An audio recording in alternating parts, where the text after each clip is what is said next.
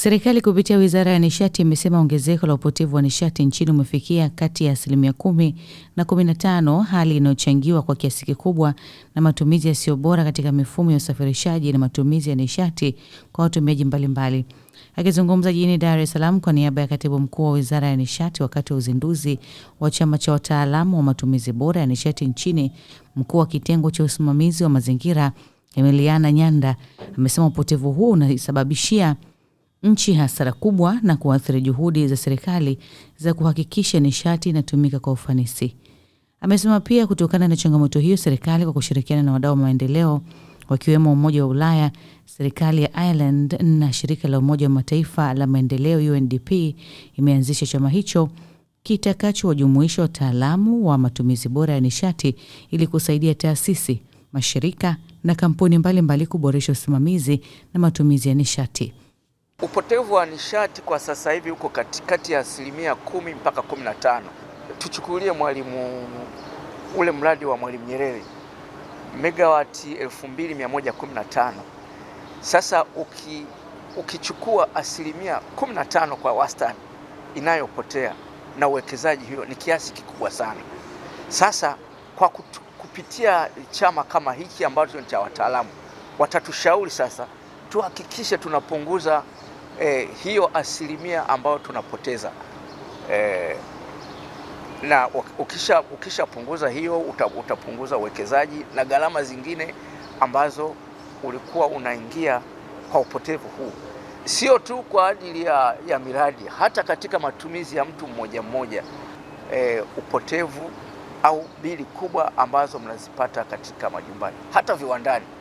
Mtu mwenye kiwanda, sababu na gharama kubwa viwandani ni nishati. Sasa kama hela nyingi yeye anawekeza kwenye upatikanaji wa nishati au uzalishaji wa nishati au kulipia gharama za nishati, kwa hiyo hata bidhaa ambayo wewe mlaji unauziwa ultimately itakuwa na bei kubwa.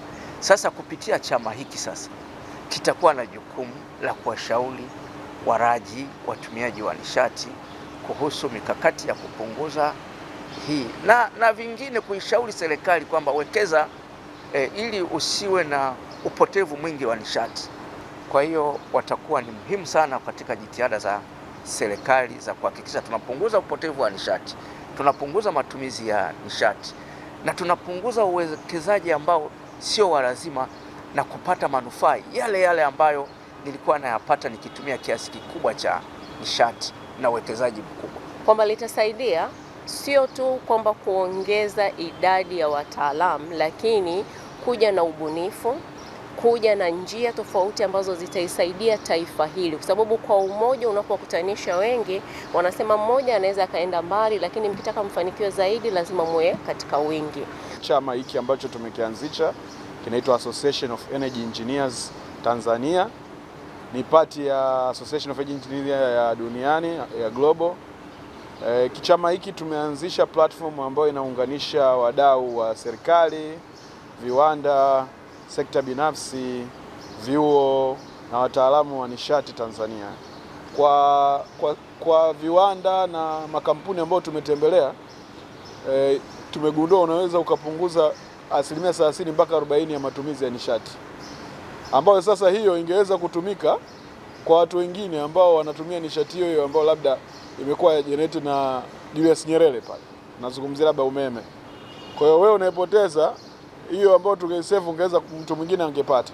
Kwa hiyo platform hii inalenga kuwa na wataalamu, kupromote ujuzi wa wataalamu, kuongeza ujuzi, kuwa na wataalamu zaidi kwenye masuala ya nishati ambao wanahitajika kwenye majumbani, kwenye sekta binafsi, viwandani, serikalini, ambao watakuwa wanaunganika kwa ajili ya kupromote hii tunasema matumizi bora ya nishati yaongezeke.